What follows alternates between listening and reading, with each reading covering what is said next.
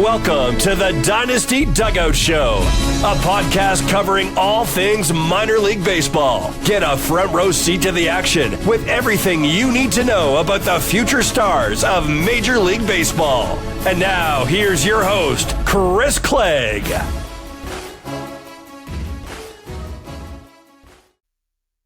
Welcome into the Dynasty Dugout Show. Today is Monday, February the 10th. We're here to talk about baseball, and today specifically Dynasty Fantasy Baseball. Our first team reported pitchers and catchers. The Cubs have reported as of yesterday, Sunday the 9th. A lot of teams have players reporting early. I saw a lot of good video from Red Sox camp this morning. Garrett Crochet, a couple guys out there throwing, so that's been fun to see. I'm just excited baseball's back. Before we know it, spring training games will be here. Fantasy drafts are hitting full swing right now. Maybe you're just picking back up from fantasy football and watching football. Super Bowl is now over.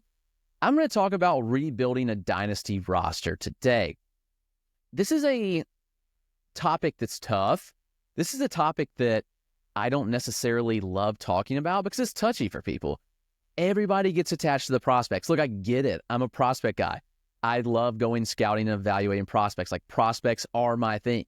I went to over 70 games last year. I didn't go to a single Major League Baseball game last year. I went to 70 minor league games, college games, high school games, you name it. Like, I love prospects. So I get it. I get the idea that you want to hug prospects tightly. I get that hitting on the guys can really pay off, but it's so risky when rebuilding a roster to just trade for young players. I have a list or rankings for rebuilding teams. Here's the thing. It's usable to an extent. If you're in a rebuild, like, obviously you're evaluating young players more than older players. It's what it is. But you're not just selling off a Jose Altuve for nothing because you're rebuilding. So I want to talk about some tips and tricks. Like, I'm going to link the rankings in the description below. There's also a written description for this on how to rebuild a team. I kind of go through that process. My frustration is I always get questions. Hey, Chris, I'm rebuilding. Should I trade young, good player? Like, should I trade a 27-year-old Austin Riley for prospects? My thing is, if you can't rebuild a roster in 2 years, then you're doing it wrong. Honestly, you can flip a roster in a year if you're active. It's not that hard to do. And if you're trading for 18-year-old players constantly, then yeah, you're going to be an eternal rebuild. So here's the thing. League type matters. League size also matters. So these things are certainly something to pay attention to. The shallower the league, you shouldn't be rebuilding at all. If you're in a 10-team dynasty league, you should never rebuild. You should play to win all the time because you can pick up prospects on the wire that are constantly replenishing your farm. Trade those top guys, really only roster proximity guys. And the other problem is in a 30-team, let's go to on the other extreme, 10-team to a 30-team league. If you're trying to rebuild in a 30-team league, you're probably getting stuck in an eternal rebuild. Most won't agree with me, but every 30-team league I've been in folds within a couple years because the competitive imbalance is just so bad. The rebuilding teams trade away their good players to the top teams. They constantly have prospects that are failing. They can never rebuild without a lot of luck involved because prospects fail. And then you're in the eternal state of rebuilding. It just kills the team. It just is what it is. So what's the strategy for rebuilding? Here's some good tips when we're looking at a rebuild on what I would do. In general, you should fade pitching. I mean, it just is what it is. Look at the top-ranked pitchers year over year, and there's not a lot of consistency on the MLB side. Sure, you've had your consistent guys. It happens, but also a lot of top guys kind of go through cycles. They fade. Like, they're good one year, they're down the next. Like, it just is what it is for pitchers. Guys go down with TJ. You trade for a young Spencer Strider, goes down with TJ. You trade for Yuri Perez. He goes, like, those things happen. So it's tough with pitching. So if you're in a rebuild, here's what I like to say. Don't necessarily go and trade for pitchers, especially pitching prospects. Everybody wants to trade for the top pitching prospects. Everybody wants Andrew Painter. They want Bubba Chandler. They want Jackson Jobe. But those guys cost an astronomical amount. For all we know, they could come up, get hurt. They could come up and something happen and they struggle. Don't trade for the top pitching prospects. There are guys that pop up every single year, and picking up pitching prospects on the wire is the most important thing that you can do. Hear me out on that. Be active on the waiver wire and you will rebuild much faster, years faster than you could. I look at this process and think that I look at the top pitching prospects. Like, let me just pull up my pitching prospect rankings and let's talk some guys that you could just pick up. You could have picked up on the wire last year. Obviously, the big five, like my top five, Chandler, Joe, Painter, Dollander, Schultz, those weren't guys you picked up on the wire. But Quinn Matthews could have been picked up on the wire in nearly every league. He wasn't drafted in most FYPDs. Thomas White was drafted. He was some buzz, but he was still like a back end. I think he was a comp round pick, so into the first round. Kumar Rocker, everybody was out on him. Very few stayed on him. If you did, props to you. You could have picked him up. Travis Sakura, while I drafted him FYPDs, most didn't love him. Alejandro Rosario, nobody touched him in FYPD. Let's keep going down the list. Thomas Harrington, you could probably pick him up on the wire. Brandon Sproat was a waiver wire pickup. Yohan Susana had hype, but at some point he was probably a waiver wire pick. Caden Dana more than certainly was a waiver wire pick. Ricky Tiedemann got some buzz going into like his FYPD season after he got drafted with some offseason gains, but could have picked him up. Tien Kent's another one, waiver wire pickup. Jonah Tong, waiver wire pickup. Jacob Misiorowski was picked. Cade Horton was picked. AJ Smith-Shawver, waiver wire pickup. Logan Evans, waiver wire pickup. Luis Perales, waiver wire pickup. Brody Hopkins, Santiago Suarez, Logan Henderson, Gary Gill-Hill, Luis Morales, Grant Taylor, Jackson Ferris. All right, I'm going to stop there. You get the point. Be active. Pick up hot pitching prospects. If you want to keep them, that's fine. If you want to flip them, that's fine too. Don't go trade for the top pitching prospects. It's not worth doing. If you want to trade for pitching prospects right now, trade for the guys that are hurt, coming off down years, post-hype guys. Like I'm looking at trading for Ricky Tiedemann, Cade Horton, Christian Scott types. Like that's what I'm trading for. If you are rebuilding a dynasty roster, you do not need relievers on your team. You just don't. I mean, it doesn't matter. Like you have good relievers on your team when you're looking to compete. If it's a saves-only league, closers are valuable. Trade them. Get something in return. They're hot commodities. The best time to trade a closer, though, is we get to midseason, get to the trade deadline. You have teams in contention that need that boost in saves if you're in a roto league. Trade them those teams. That's where you're getting the return. Catchers are volatile year to year. I mean, look at how catchers age. I mean, they just don't age well.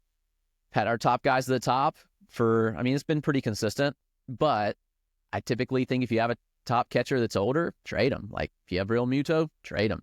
I know his value's down, but if you have Sal Perez, trade him. Like you can find catchers.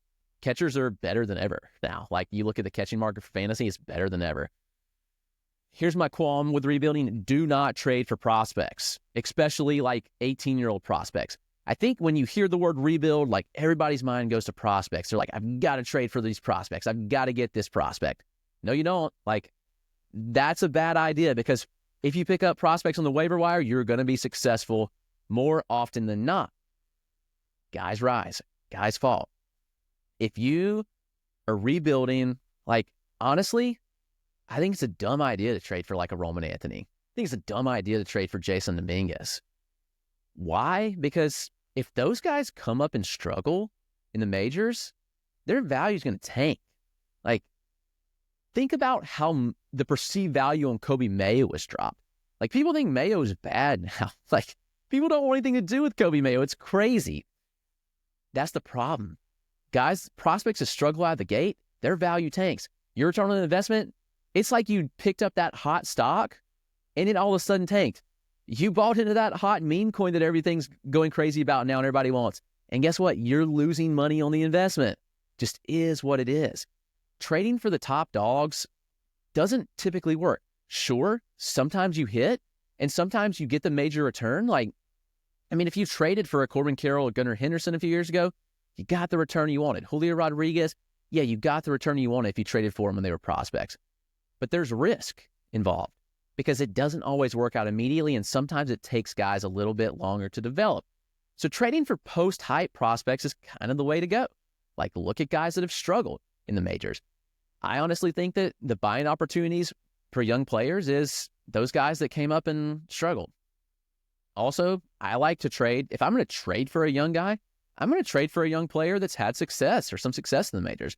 Now, the cost it's going to cost you, but I think that's where some of the value is too. Like if you look at some of the younger players, Like, you can get value from some young MLB players that have stepped in and performed. So if I'm trading for a prospect, like, what do I want? Like, what am I looking for? Well, obviously it's guys that I think can rise. Like, I write a lot about breakout prospects. I write a lot about sleeper prospects. Those that aren't really getting the buzz that I think they deserve based on the underlying data, based on live looks, etc. So buying low on some guys, like Arjun Nimala is a great buy this offseason. Nimala, I've written about him extensively. I mean, he had his struggles early in the year, former cricket player. His swing just didn't work, and it wasn't going to work. He struggled, went to the dev list. He came back and looked the part. He's a good buy right now.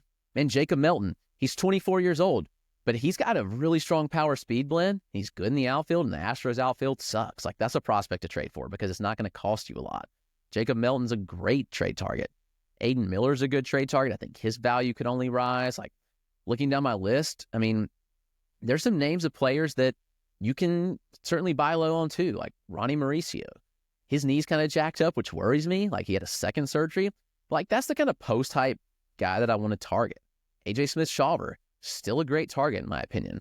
AJ Smith-Shawver's stuff improved significantly in 2024.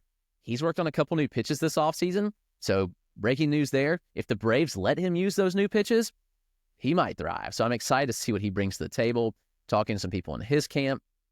I mean, guys that don't have the buzz, that are talented, like, those are the players that I want to target.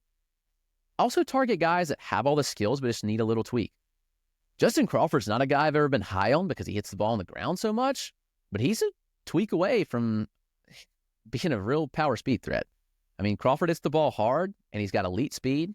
He's got good contact skills. Like, he could be a table setter. Bryce Matthews, if he cleans up the contact a little bit, that's a stock that's going through the roof. Nick York, there's your post-type guy. York was traded from Boston to Pittsburgh. York had a really strong underlying data last year. He popped off significantly. Talk about players with skills that have struggled. Spencer Jones, like, trade for a Spencer Jones, why his value is really low. You're going to whiff, but you'd much rather whiff on a guy that you paid way less for than a guy that you paid top value for and struggled. So that's my strategy. And I think that picking up those pitchers off the waiver wire is very, very important. Like, that's where the value is. Prospects pop up every single year. You can get good value by just playing the waiver wire. You don't have to just trade your MLB players for prospects. There's good value in the wire. Staying active in a rebuild is huge. I think you can flip a dynasty roster in a year if you're doing it right. It's hard, especially if you're in multiple leagues, but at the same time, like, just being active is huge. I mean, I think that that's where the value is, honestly. Rebuilding a team can be done quickly. I don't think you have to take, people look at rebuilds and they want to take like 5 years. That's absurd to me. How do you succeed? Well, also, I think that you look at the fact that you should balance your prospect roster. You should have guys that have different ETAs. You should have guys that have 2025 ETA. You should have guys with 2026, 2027. If you want to roster the DSL guys, that's fine, but have a balance. If you're just trying to roster all the young guys you're hoping that turn into stars, you are going to fail. So be active. Have balance. Don't trade for pitching prospects. Don't trade young stars. I've got people that ask me if they should trade like young established players that are like top 20 dynasty aspects for prospects. Never do that. Like, that gets me fired up. If you're trying to trade away Julio Rodriguez to get prospects, then you're going to rebuild forever and you're never going to win. We play the game to win. I get having prospects is fun.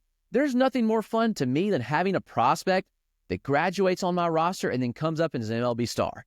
But at the same time, we play the game to win.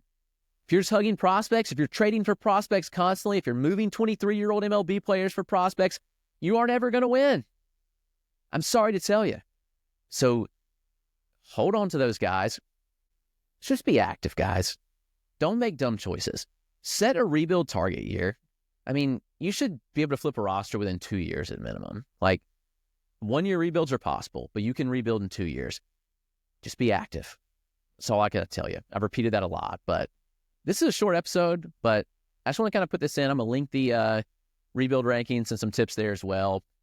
But that's just been on my mind because I get a lot of questions about that. Chris, I'm rebuilding. Like, should I trade this player for prospects? No. Like, if you have 25 and under MLB players, trading them is a dumb idea. They haven't even hit peak yet. So if you have any questions about rebuild, just ask me. Like, I'm an open book. I'll answer questions. But just think about those things I mentioned. I think that'll help you a ton. It's been another edition of the Dynasty Dugout Show. We will see you tomorrow.